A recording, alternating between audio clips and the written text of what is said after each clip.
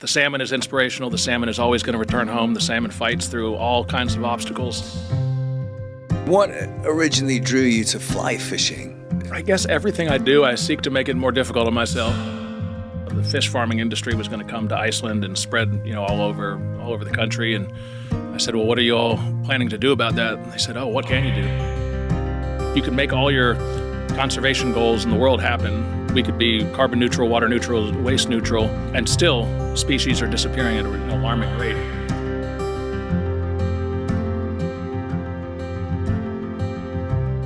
Alex Taylor, author, passionate fly fisherman, international conservationist, and CEO of Cox Enterprises.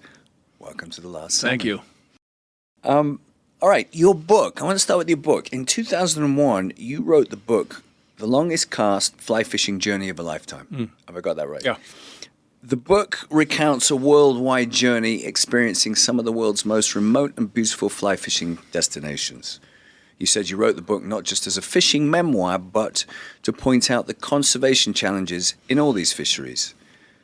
25 years on, how have the conservation challenges changed? I think they've all become connected. Back then, first of all, thank you for inviting me. It's a pleasure to be on your podcast and diving into all this stuff. But back then, I just wanted to do a trip around the world. I was just fresh out of college. I was going to be coming to work at our family business, and I figured I would probably be doing that for the rest of my life. And I wanted to do something on my own, get out. And I knew one thing I loved doing was fishing, and I came up with the idea of visiting these sort of pristine places that nobody's seen a lot and doing a book on it and talking about the challenges they face there. And now when you look back on it, it's almost amateurish just thinking about how quaint those problems were, and now they're just so big.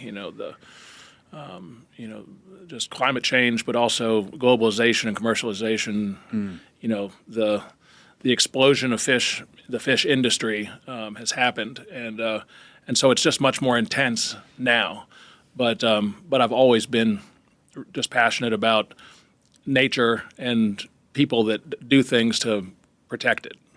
Can you remember then, if it sounds like it's, as you said, blown up in the last 25 years, and there were, in retrospect, there were some quaint issues then. Can you remember a couple of the issues that at the time you thought, oh my God, that's a big deal? I remember, I think the first chapter of the book is Botswana, and we were talking about how, the fishing there is it's so pristine, and the real challenge is the locals with all their gill nets. And, you think, God, if gill nets were the only problem we faced in the global fishing ecosystem now, we wouldn't really have that big a problem. Now it's the entire place is too hot. They either get too much rain or not enough rain. It's the global drought and flood is the problem. And back then it was gill nets, and that's sort of a I won't say quaint, but it's comparatively, yeah. So it feels like the last 25 years is climate change that has accelerated. That's at the heart of it all. Yeah. That's the crisis of our generation, I think. It's the thing that affects every person on Earth. It's the thing that affects every ecosystem. And it's not, you talk about 1.5 or 2 degrees Celsius. A lot of people just don't understand how that is a big, but when you do that, if your temperature went up 2 degrees for the rest of your life, you'd be a very sick person. Yeah. And if it goes up more than that, it has tremendous impacts on the world's, the rivers, the oceans, people's state of mind, and that's what's happening now. And so, I try to I keep my sanity by just focusing on inspirational things. The salmon is inspirational. The salmon is always going to return home. The salmon fights through all kinds of obstacles, and the people that protect it are just all the stories are cool and inspirational, and they kind of keep me focused on my North Star. I love that. So it's almost a metaphor, isn't it? The salmon, it is for me. It's hope. It's hope. It's the antithesis of apathy. Yeah. And the salmon's journey, regardless of whether you care about an Atlantic salmon or not, is that romantic odyssey is the thing that should inspire us way beyond the world of salmon conservation. I think it's a real... And from doing it, you'll cast for hours and see absolutely nothing. And when someone says it's time to go home, you have to do it just one more time. Yeah. There's something wrong with all of us in salmon fishing. But that belief that this next time might be different. And it happens enough where you're rewarded that last cast. That it keeps coming back for and more. you're like, I can't believe it happened. But I know. It's almost like it's an addiction or an obsession. I know. And speaking of fishing, what originally drew you to fly fishing? Because that's, compared to the world of fishing, it's a niche part of it. I guess everything I do, I seek to make it more difficult on myself. So fly fishing is certainly the more difficult way to fish. But it's also, I guess, more traditional. When you look in the paintings and read the old books, it's the people that I always admire shoot with a side-by-side shotgun. They fish with a fly. It's where all the poetry and imagination is in fishing to me. Throwing a jig in the water is satisfying sometimes, but there's nothing like tying a fly, casting it just right, seeing the take. It's just so tactile. So it's almost the artistry of it. Yeah. And the creative, poetic, I guess. I mean, these are words that I'm throwing out there, but they absolutely. It's the right brain and left brain. It's the technical casting, but it's also the mystery of it and the beauty of it. And how much we pit ourselves against that fish, and how difficult we make it for ourselves. Mm-hmm.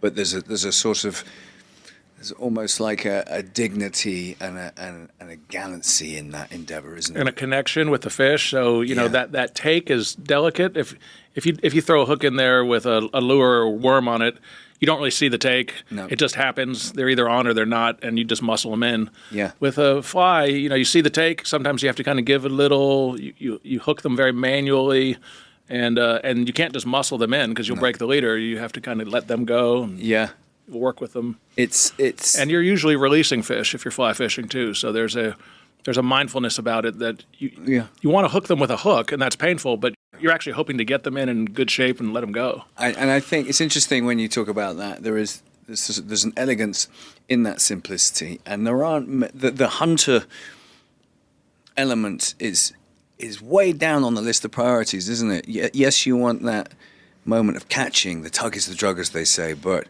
the first thing you want to do after that is, once you played it, is all energy is getting that fish back in the water. Yeah. And I've seen that across the board for the last 20 or so years that I've been fishing. And especially with a salmon, it's you could cut the line right after you hook them. I mean, that's the most exciting part, but you don't want to, because you want to just connect. Yeah. This thing has been in the ocean for years now, and here it is. And it's all the mystery, just all the silveriness of it. It's just the most beautiful form factor ever. And then just all the things that came together for it to take a fly on the surface and see it and land it and watch her go away. And it's just like that wild animal. It's connecting with that wild. It's completely wild. Totally. Completely wild animal. There's something very special about that.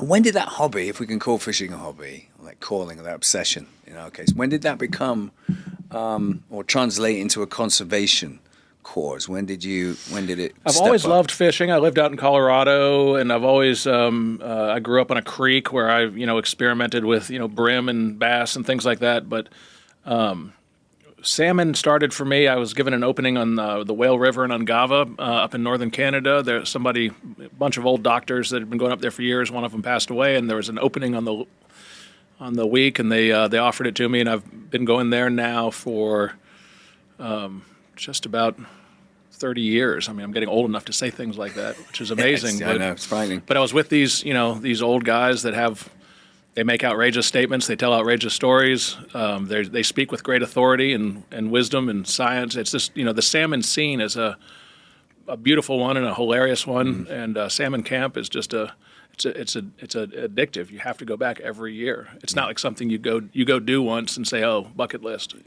There's no bucket list about salmon. I hate the term bucket list. Yeah, I do. And it's one of the reasons I love salmon so much is it's just the antithesis of that. It's a lifelong obsession, and it'll probably be the last thing I do. Yeah. Well, let's hope. And there is something about going back, and you only see these people sometimes, don't you? Once a year, in that same week or in that same period, and with that very simple endeavor, we're going out to try and catch a fish. All of us, we've all got the same collective goal, and it brings out the best in people, I think. You talk about what you learn from these folk that you've been repeatedly meeting at the same time of the year. They're not talking about their jobs. They're not talking about the gripes of life. No. You're just there with a common goal, and there's something very special about that. And it brings together generations. I mean, a 90-year-old and a 20-year-old can really bond on a salmon river in a way that you can't get on a basketball court and do that. You can't. There's really a few things that you might play chess or something, but this is a way to really bond as equals. Where it's a leveler. And they tell you, and it's almost like the older you are, the more wise, the more you've seen things happen, and the more, your advice, your observations just have a depth to them.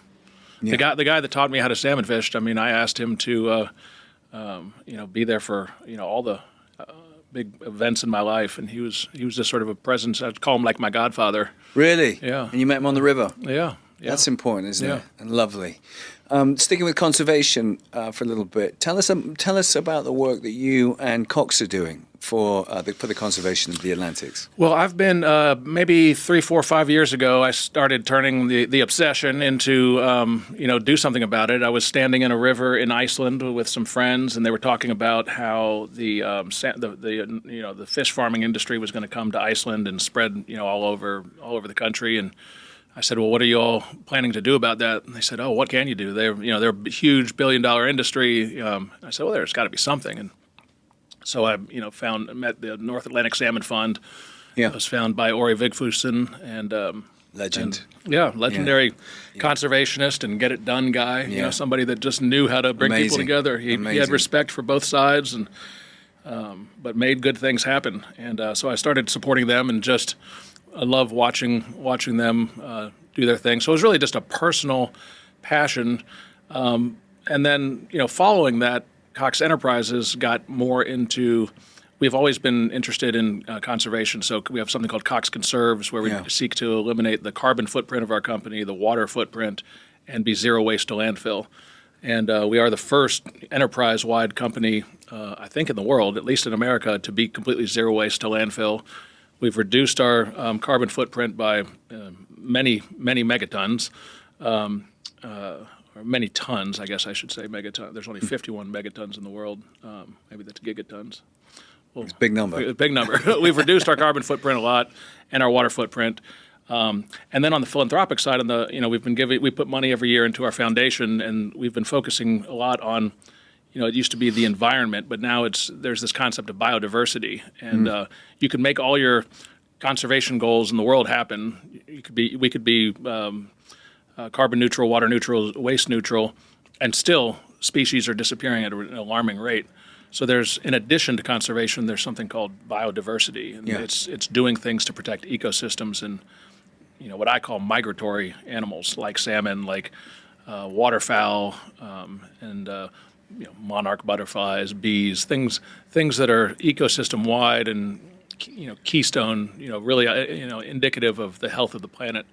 And so we've been doing stuff with waterfowl, with salmon, and some forests and things. So it goes. But I didn't realize that it goes way beyond but Atlantic salmon. It's you push out into other species. Other environments. Yeah, my predecessor in this job, Jim Kennedy, has spent a lifetime equally obsessed with waterfowl. So he loves duck hunting. He loves waterfowling. He just loves marshes, and he was very passionate about the prairie pothole region in the Dakotas and up into Canada. And we did a tribute gift for his 50 years of raising money for them, donating money, and personally volunteering. As a young person, he was doing he was the chapter chair in Atlanta for fundraising and all that. So we did a $100 million donation to Ducks Unlimited to buy as much of the prairie pothole region as they could and get it under conservation easement. How's that going? To protect. They're doing a great job. Ducks Unlimited is a outstanding, a very effective organization. That's amazing. Putting money to work. Yeah. So wetlands. I mean, wetlands. Yeah. We've lost 80% of ours in the UK in about 30, 40 years, I'm told. I'm guessing it's similar. People don't go there because it's muddy and boggy, and they don't, the average person lives in the city and just never sees it. But out there in those wetlands is where you have invertebrates and sources of food for birds and safety for them to lay eggs, hatch, and ultimately, learn how to fly. Yeah. And we can't see it, but if you go out there, it's happening. Yeah. And but it's those areas are vanishing rapidly. They're like prehistoric Earth almost, aren't they? Yeah. And they're like the genesis of. But when the ice age was, when the ice sheets were receding, they scraped these holes that created little pots, little potholes that had water in them, and they're just perfectly suited for rearing migratory birds. Yeah. Because of the invertebrates, because of everything. Yeah. It's interesting in Superfish Salmon that we were just watching. Did you know much about this biofilm and these migratory birds that are feeding off as these salmon decompose, these Pacific salmon decompose in the wetlands or in the estuary areas and in the rivers as well? There's a film of really nutrition dense Fish oil. Fish oil. Yeah. And they are coming in from thousands of miles to feed on this invisible Yeah. biofilm. Yeah, it's like somebody once, referred to a salmon as the only animal on Earth that transports millions of tons of nutrients up thousands of feet from sea level up mountains. Yeah. I just never thought of it that way. And then when they get up there, they'll die or they get caught, and a bear will eat them, and then the bear will walk off and spread its nutrients in the grass, and they sort of feed this whole ecosystem. Exactly. And a lot of people just don't put all that together. They don't. When they hear the word keystone species or indicator species and all the important labels that we give to this fish and why we need to save it, a lot of the thinking doesn't go beyond the river. And as you've just said, it's so much more important than just what happens in the water. Yeah. Talk to me a bit more about the urgency for the Atlantics, for the conservation of the Atlantics. Well, I think there's a few things going on. The water temperatures are getting hotter, so in places like Scotland, where salmon fishing is a way of life still, the numbers have gone down a lot. You can still go to Scotland and find rivers with a lot of fish in them, but more and more the water's too low or it's too warm, and so the numbers are under pressure, and then if there are salmon in there, if the water's too warm, you can't fish in the daytime, so they're stressed out. So everything's moving north. It's going up to Iceland, where things have been pretty untouched for a long time, and I think Iceland has such a beautiful coastline, and it's rough ocean that does not freeze. So I think a lot of the salmon farm companies view it as a perfect spot to open up. They can't.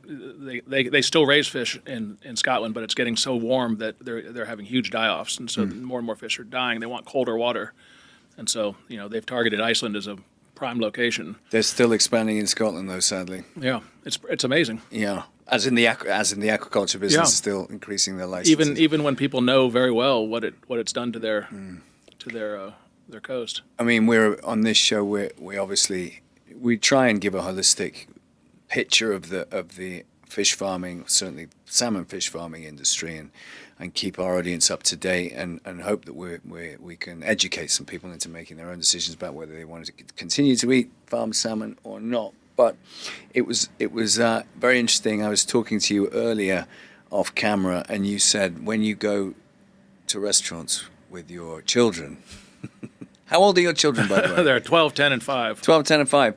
They do exactly what my daughter does and ask the waiter all about where does the salmon come from. My daughter loves salmon, and so she says, "Oh, can I get the salmon?" I said, "I don't know. Ask the waitress if it's from an open net pen farm, and if it is, I mean, it's up to you." But it's totally up to you." And she's like, "Ooh, gross."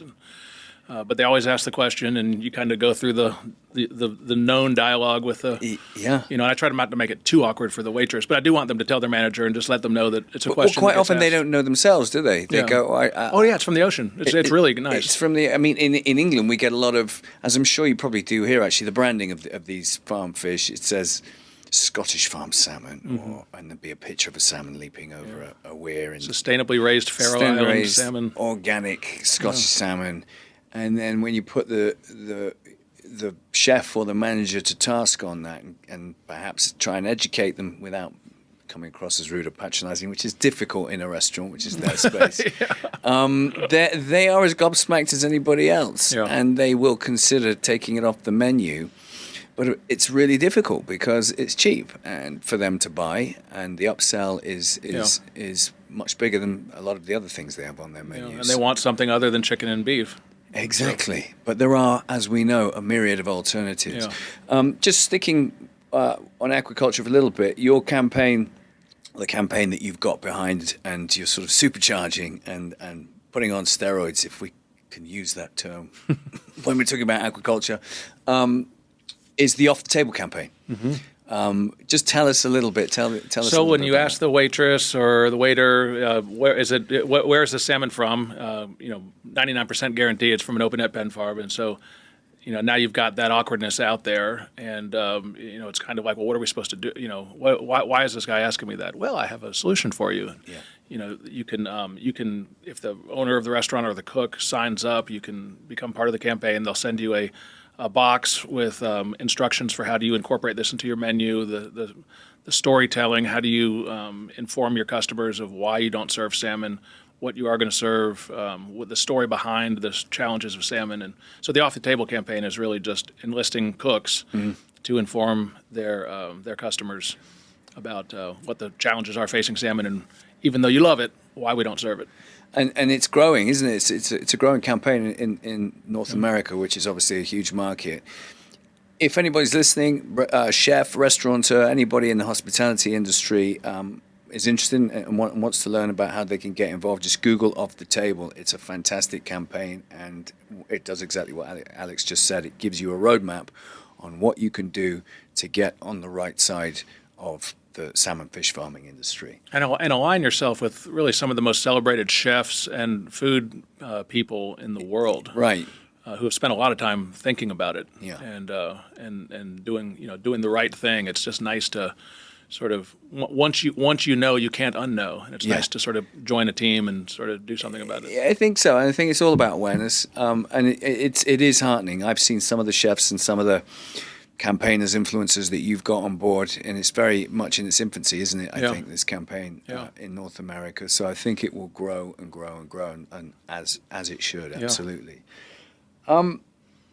Here's one. How does your personal passion for fishing and rivers influence corporate decisions at Cox, mixing that passion with the corporate world? Well, it's my real life analogy for sustainability. There's a lot of different analogies, but for me, it's the hope of the salmon. It's the fight, the knowledge that you can do it. It's not going to be easy, but the reward is going to be tremendous. The idea of having a grandchild one day up on a river that is still filled with salmon taking dry flies, just is very motivating. It sounds, I wouldn't talk about that 20 years ago, but now I start thinking about, just leaving a better world behind. And right now you're looking at them going away, and you're just looking at the spread of open net pen farms. And as soon as they establish themselves in a fjord somewhere, you can hit the stopwatch, 10, 20 years, they'll all be gone. Yeah. Or mostly. Or they'll be so genetically diluted, they're not really a shadow of what they once were in that particular place. And so I just, when we talk about business, we want to be sustainable, and we want this to be a business that is not, mining for a finite resource or something like that. It is a business that is going to be perpetual in nature. Once you get in it, you really don't need to exit it. This should be a good business forever. And finding those types of things are hard, but if you find one, like we're getting into plastic recycling now, we're getting into controlled environment agriculture, things that are solving a problem that exists out in the world in a way that can be a big business and thrive in cleaning the world up. So you want to almost commercialize sustainability. Sustainability. There's so many people on Earth to produce food for them all is part of why the salmon are facing problems, because open net pen farms. But we're involved in controlled environment agriculture, which addresses the issue of modern agricultural practices, which is you don't till a field and let it lay fallow for a season and then replant it. You just keep pumping it with fertilizer, planting all year round, growing things, spraying it down with pesticides and fertilizer with a modified seed that'll grow fast. And pretty soon the soil is not actually soil, it's just sort of agate that holds the nutrients that you put into it. And all that fertilizer goes out into the ocean. You get red tides. I don't know if you've ever been near a red tide, but if you approach the ocean, down on, say, the Gulf Coast, if you get within 100 yards of the beach and take a deep breath, your lungs begin to sharply, it's like you Tannic, acidic. It burns bad, and you kind of panic. You have to get away from it. And that's the runoff. It's all the runoff from the agriculture and the nutrients that they're pumping out into the ocean. And you see it down. It's kind of the impetus for Paul Jones and these other great conservationists that started the Everglades Foundation. All the nutrients that come out of the sugar fields. Yeah. In through the Everglades and out into the Florida Bay. And are we going in the right direction? I don't know what's going on in North America. I know a little bit about the agricultural situation in the UK, and it's very easy when you say agriculture you think, well, it must be the farmers, and they're insidiously just not caring about the environment. And we know it's much more complicated than that. And a lot of the time, farmers don't know, they're not incentivized in our case. Oh, and they're struggling to survive. They're struggling to survive. You live out, unless we all move into the city and become, gamers.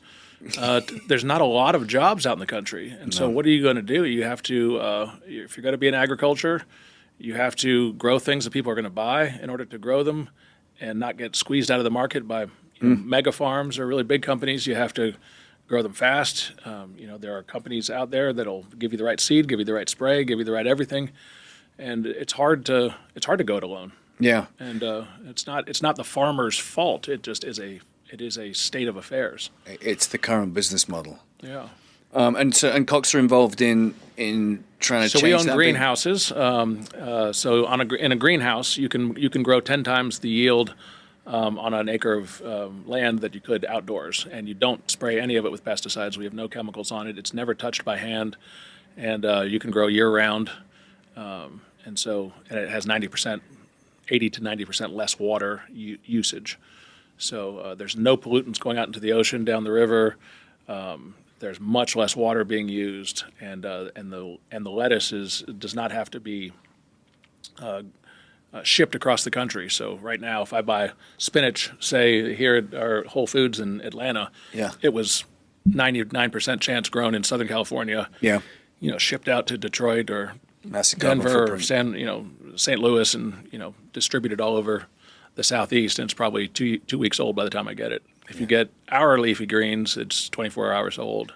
It's very fresh. You don't need dressing on it. Dressing is made to cover up the pesticide taste. Yeah. You don't need it with ours. It tastes like candy. It's delicious. And that's for sale? We can buy that in the stores? Bright Farms. Bright Farm salad. Highly recommended. Bright Farm salad? Bright Farms, yeah. I'm going to check that out. And any potential, any ambition to bring it overseas to where we can potentially? I would say is ambition. There are players in Europe that are already doing it, and they're probably expanding, but I would love for the world to be doing this. I mean, it's fantastic. I've actually thought of it, and when you're trying to convince local communities not to allow fish farms in their rural community, one of the questions is, well, what else are we going to do?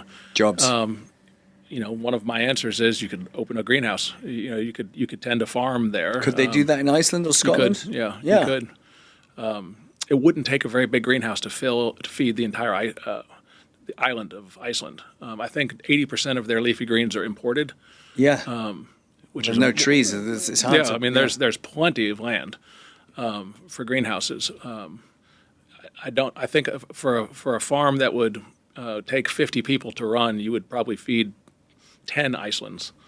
It would produce so much food. That's the ratio. I mean, I'm making that up, but it's something like that. Yeah. It's if you put one of our greenhouses outside of Reykjavik, it would be way too much food. You'd have to slow it down a little bit. Why is that? Or make it smaller, just because they make so much food, and Iceland is only 300,000+ people. But why aren't they looking? They will. There is a greenhouse company in Iceland. There is. I haven't been to their greenhouses. I would assume that they could probably get a lot more yield with robotics and investment in their plants, but I haven't seen it. Because that's always the argument that it's hard, at least ethically, to counter with aquaculture, isn't it? It creates jobs and it creates revenue, and that's good for GDP. That's good for everybody. I think a lot of people in the industry would tell you, in Iceland particularly, that a lot of those jobs are not Icelandic jobs. They're Eastern Europeans that are moved to Iceland. And so it's not really solving the Icelandic job problem. No, but it's great PR, isn't it, when they take over a little village and the 20 people that live there, 10 of them will take a job on a fish farm. They've solved the unemployment problem. Yep. They help the school rebuild the playground and put in a new soccer field and whatever. Yeah, I know. It's very thinly veiled. Yeah. Talk to me a little bit about Loop. So a lot of our listeners will know about Loop. Loop is a fantastic fly fishing. They would only know about it if they are expert fly fishermen. Yeah, of course, of which all our listeners are, or or potential experts.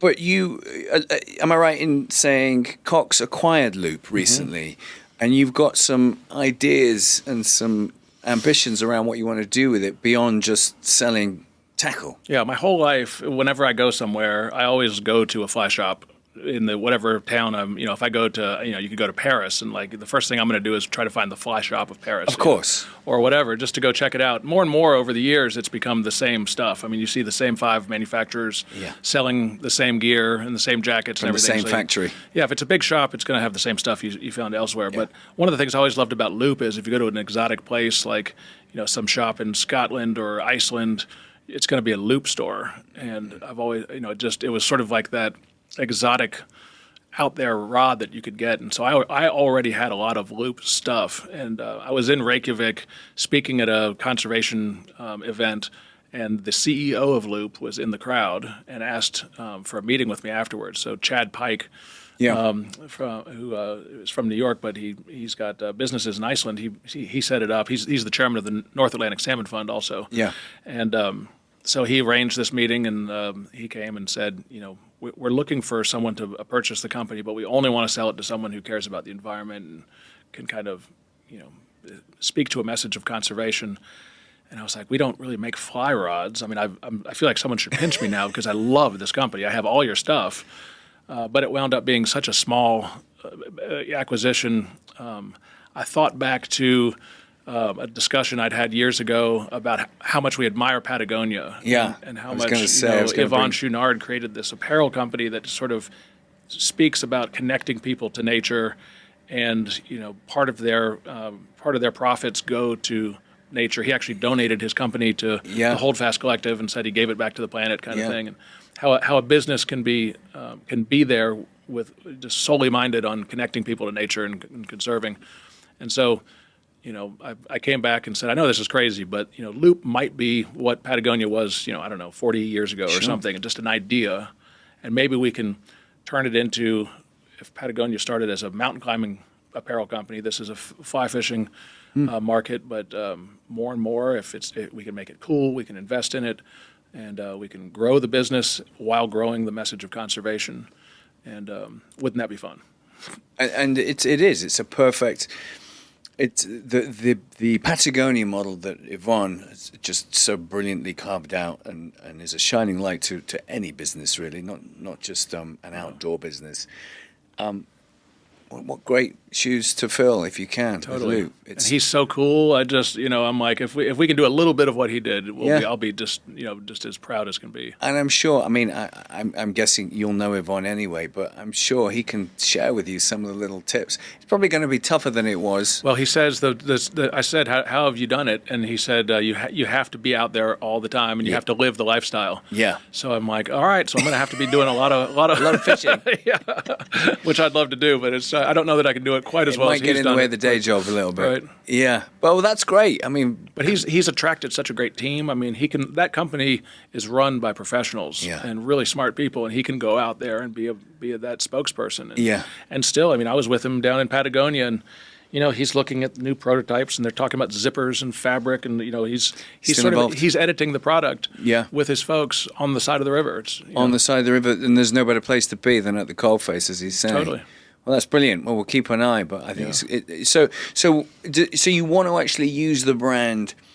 What's the idea? Is it similar to Patagonia that you want to obviously build and sell very good quality, durable, should I say, functional products, but you also want to send the message through those products that conservation is a huge priority for said brands. Yeah, we make most of our money off of media, telecommunications, software, things that make the world run more efficiently. They connect people. They do a lot of good things. But more and more in this digital world, we are drawn to computers. Yeah. Our kids are drawn to computers. They have trouble putting them down. They're addicted. We get drawn into this digital world, and I always say to myself, when I think of truth, what is truth, to me, it's a salmon take. I saw that happen. That actually happened, and it's real.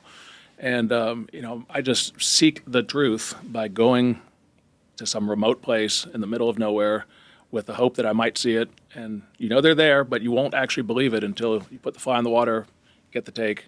Nice. And it happened. And it's just connecting back to nature is something the world needs to do more of. Yeah. Everybody is leaving. I was in Italy last year, and we're out in the country, and there's all these abandoned villages. I'm like, where are they going? They're moving into the city to play video games. I'm like, that is so depressing.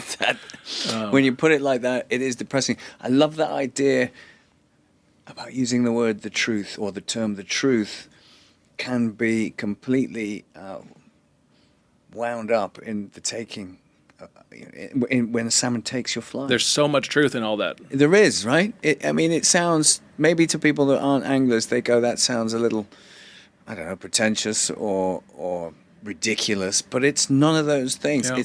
You talk about people moving to the city and playing video games and being addicted to digital screens. So is Loop, which it sounds like it's you want to imbue your essence through the brand. It's kind of taking us back to our analog roots. And if the truth is a salmon taking a fly, then the kit that you need to do that, which, as we know, if we're talking about fly fishing kit, is just simple, stripped back. And perfectly made. That's another thing, is making things again. Making things, craftsmanship. Yeah, America was built by local artisans, craftsmen, farmers. So much of that has been regionalized and conglomerated, and a lot of the things we make are offshored now. And that's fine, but the ability to make something is just cool. How cool is it? As a kid, there's nothing you enjoy more than putting Legos together, or Lego logs, or building a tree house or something. The satisfaction of envisioning and building something. This is the smallest company we own, but it's just got a lot of cathartic, satisfying aspects to it. Yeah. Making things that connect people to nature. You can go out and give them. You can give them to your friends and stand in the rain with them, and they work. It's just cool. And there's something about the younger generation. You've obviously got kids. Do they fish?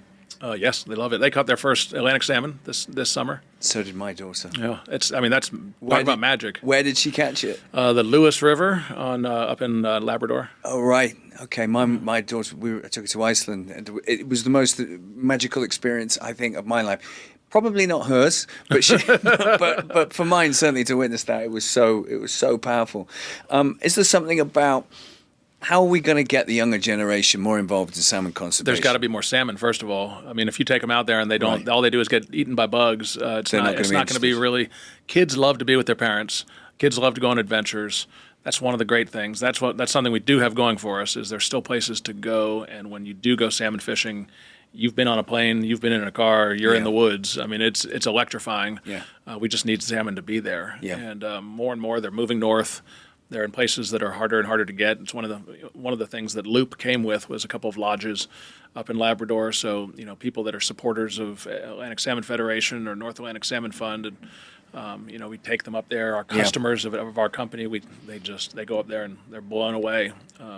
So more and more, just exposing people, maybe creating little conservationists. I think so. A couple at a time. Every year, somebody goes and gives to an organization they never would have given to otherwise. Yeah. And goes back and tells someone about it. One of our most talented journalists, Mike Allen, he's the editor of Axios. One of the most consequential journalists in the world. We took him up there, and he caught an Atlantic salmon on a dry fly.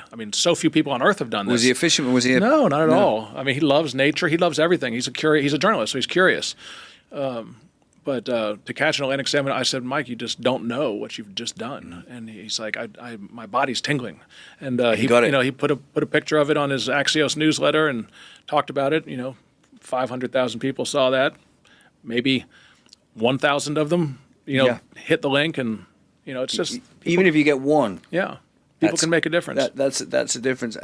That's brilliant. I think showing, as you've just said, showing the younger generation, if you're in a privileged enough position to to have places in Labrador where it's untouched, or you can get to Iceland or some of these last bastions for the salmon. If you can show these young people what they're fighting for and why we're fighting for them, because let's face it, we're not going to see the fruits of our labor.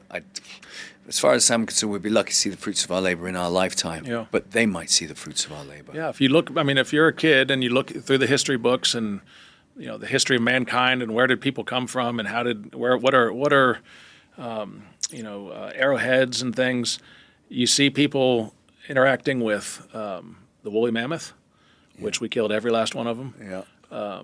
The buffalo, we killed every last one of them.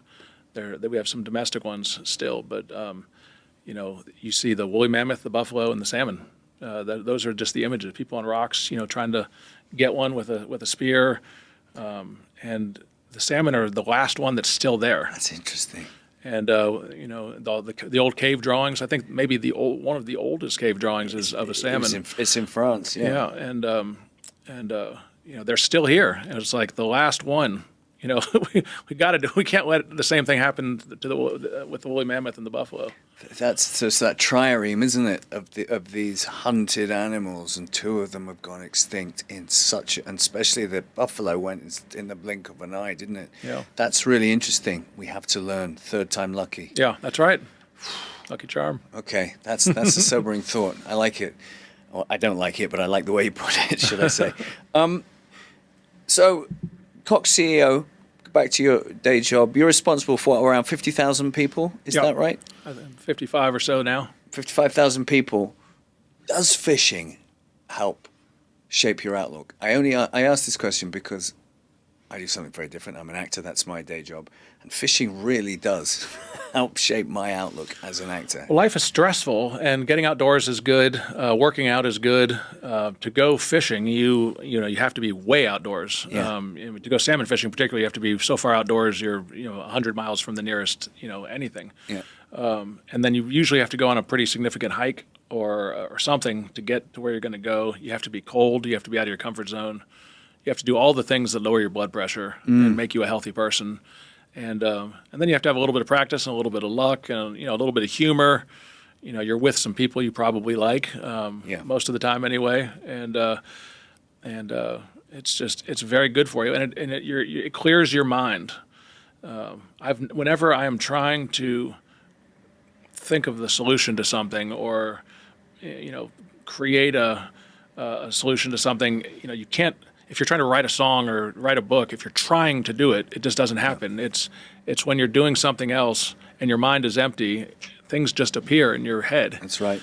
And I think salmon does that. You're on a river focusing on this thing, and other things are cranking in your head, and it frees them up to do their thing. Yeah. So did you make some big decisions out there on the river? Probably, yeah. I can't pinpoint a major decision like on the river, but the big strategic directions that you have to make, the big, oh shit gulp moments that you have to make, you get to think through them when you're alone and when you have some free time. And you come back a different person, don't you? The guy that is driving out to the river is very different to the guy that's coming home again. That's right. And the guy that comes home again is the one that's got the clear mind that can make the decisions. Yeah, more convicted around whatever it is you came with. Yeah, it's absolutely. Thank you. That's brilliant. So final three questions we always ask on this podcast. I think we've already covered all the highly impactful and incredible work that you're doing as someone with powerful resource and a vital network. So we're going to skip straight to question 2, which is what would you do if you had no money to save the Atlantic salmon for those folks at home? If you had no money, what can someone who sat at home on the couch? Like my children did. We all have projects in school where you tell a story, you raise awareness, and he just, my son Winston just loved the idea of the Atlantic salmon because he was at some event I was at, and so he decided when they said, "What's something that's very important to you in school?" and he said, "The Atlantic salmon." Well, everybody's like, what the hell is that? Most kids in Atlanta don't know a lot about Atlantic salmon. Yeah. But he told the story of their life cycle, their migratory route. He knows all that, does he? He knows all that. He put it on a board. He told the story. And it's a neat story. It's one of, obstacles and resilience and hope and all that beautiful stuff. And I think just telling it is a good thing to do. So if you don't have any money and you can't give vast sums or travel to Iceland and make a bunch of friends there and go fishing, you can tell the story of the salmon because it's a cool story. Yeah. Okay, that's great. Telling the story, sharing the story. I couldn't agree. That's exactly what this podcast is all about. Yeah. Getting the story of the salmon out there. You're doing it. Thank you. Final question. It's your last day on Earth. Where would you fish, and who would it be with? And you can't do what Yvonne said, which was, I think he said he'd fish a fantastic river in Patagonia with Penelope Cruz. That's taken. God, there's a lot of emotion in that question. Yeah, there is. There's some people are gone. My first salmon fishing buddy was Dr. Jim Manning up on the Whale River, and he died a couple years ago. But it would be hard not to imagine one more salmon with him at the Slick or in Price's Pool, or being in Iceland on the Stor Laxa River. It's magic. Amazing. So both salmon rivers. Yeah, Iceland, Canada. Fishing with my ancestors in Scotland. Did you ever do that? No, I didn't. But do you have Scottish ancestry? My father was born and raised in Scotland, and so I'm Scottish. Are you? And I always think about a lot of it came from there. When my beard grows out, it's red. It's red. So you're a Scot. Whereabouts? We're from Perth. From Perth. Yeah, outside of Perth, a little. That's where the smaller. Murrays are from. Yeah. Yeah. Interesting. Maybe our paths crossed on the riverbanks in previous incarnations. Alex, thank you so much. Thank you. That was a lovely conversation. Thank you. I loved it. Yeah, thank you for what you do. Thanks for bringing awareness to all this. And hopefully there will never be a last salmon. But if there is, we're going to be here talking about it.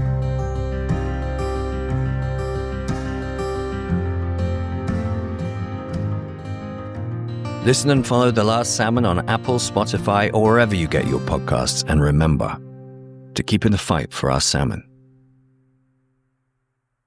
The Last Salmon Season 2 is supported by the Missing Salmon Alliance.